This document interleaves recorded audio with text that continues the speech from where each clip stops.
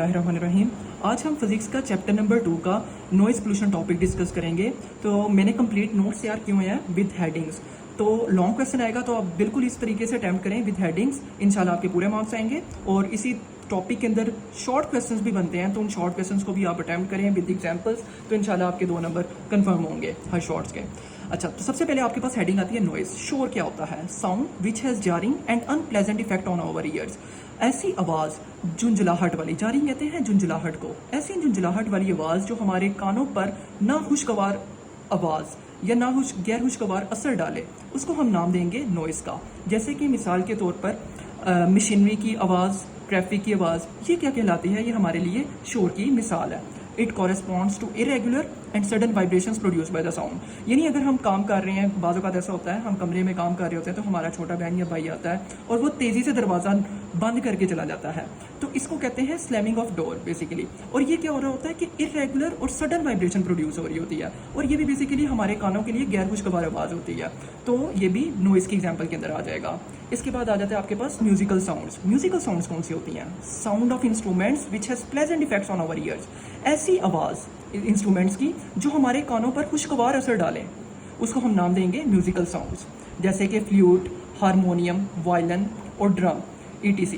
ये हमारे पास एग्जांपल्स हैं, यानी ऐसी आवाज़ें इंस्ट्रूमेंट से निकलने वाली जो हमारे कानों पर खुशगवार असर रखती हैं, उनको हम नाम देते हैं म्यूजिकल साउंड्स। और नॉइस ऐसी आवाज़ है जो हमारे कानों पर गैर खुशगवार असर डाले, तो उसको हम नाम देंगे नॉइस का।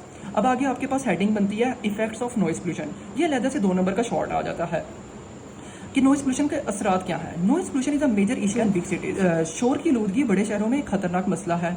Harmful for human health. जो नॉइस पोल्यूशन है वो इंसानी सेहत के लिए बहुत नुकसानदेह है, एंड अदर स्पीशीज, सिर्फ इंसानों के लिए नहीं बल्कि दूसरे जानवरों के लिए भी बहुत ज़्यादा नुकसानदेह है ये शोर। जैसे कि noise of machinery in industrial areas. अब वो वाले लोग जो ज़्यादा इंडस्ट्रीज़ के करीब रहते हैं, तो वहाँ पर मशीनरी का बहुत ज़्यादा शोर होता है। लाउड व्हीकल्स यानी ट्रैफिक का शोर, हॉर्न्स, हूटर्स कहते हैं नारे लगाने वाले, जो हजूम है ना उसके अगर नारे लग रहे हो यानी प्रोटेस्ट हो रहा हो, तो वो भी बेसिकली शोर की आवाज़ें हैं। एंड अलार्म्स वगैरह बज रहे हैं इंडस्ट्रीज़ वगैरह में। It cause hearing loss. अब नॉइस पोल्यूशन की वजह से क्या हो सकता है? आपके सुनने की जो समात है वो खत्म हो सकती है। स्लीप डिस्टर्बेंस, सोने के अंदर भी मसला होता है। अग्रेशन, गुस्सा आता है अगर आप ज़्यादा शोर में बैठें। हाइपर टेंशन, टेंशन ज़्यादा होगी बेटा, BP, ब्लड प्रेशर ज़्यादा हो जाएगा। हाई स्ट्रेस लेवल, और स्ट्रेस लेवल भी हमारा बढ़ जाएगा। इट आल्सो कॉज एक्सीडेंट्स, और शोर की आलूदगी से एक्सीडेंट्स भी ज़्यादा होते हैं। अब नॉइस पोल्यूशन के मेन सोर्सेज 2 हैं। ट्रांसपोर्टेशन इक्विपमेंट्स, ट्रांसपोर्टेशन कहते हैं ऑटोमोबाइल्स को, जिसकी मदद से हम एक जगह से दूसरी जगह जाते हैं, व्हीकल्स वगैरह। ट्रांसपोर्टेशन इक्विपमेंट शोर की आलूदगी का मेन सोर्स है, और दूसरा हैवी मशीनरी। ये दोनों चीज़ें आपके पास शोर की आलूदगी का मेन सोर्स है, ठीक है। इसके बाद आ जाता है सेफ लेवल ऑफ नॉइज़, कि कितनी लेवल की जो आवाज़ है वो हमारे लिए सेफ रहती है। तो safe level of noise depend करती है 2 फैक्टर्स पर। एक तो वॉल्यूम ऑफ नॉइस और period of exposure to noise. Volume of noise का मतलब है कि आप जो शोर सुन रहे हैं, ये जो भी आवाज़ सुन रहे हैं, उसका वॉल्यूम कितना है, क्या आया कि वो बहुत ज़्यादा ऊंची है या कम है।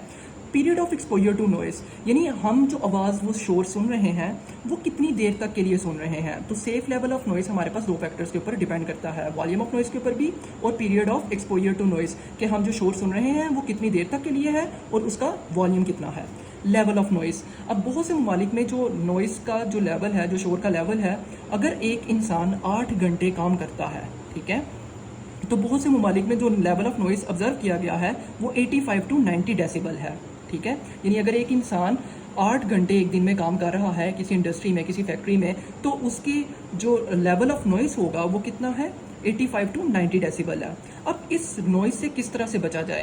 हाउ टू रिड्यूस नॉइस, ठीक है। ये लहदा से शॉर्ट क्वेश्चन आता है। By replacing noisy machinery with environmental friendly machinery, कि हमने क्या करना है, जो शोर मचाने वाली मशीनरी है उसको रिप्लेस कर देना है इन्वायरमेंटल फ्रेंडली मशीनरी के साथ, यानी जो माहौल के ऊपर ना खुशगवार असर ना डाले, ऐसी मशीनरी के साथ हम उसको रिप्लेस कर देंगे। यानी साउंड प्रूफ जो होगी मशीनरी उसके साथ रिप्लेस कर देंगे। पुटिंग साउंड रिड्यूसिंग बैरियर्स, और हम क्या यूज़ करेंगे? साउंड रिड्यूसिंग बैरियर्स को यूज़ करेंगे ताकि शोर को कम से कम किया जा सके।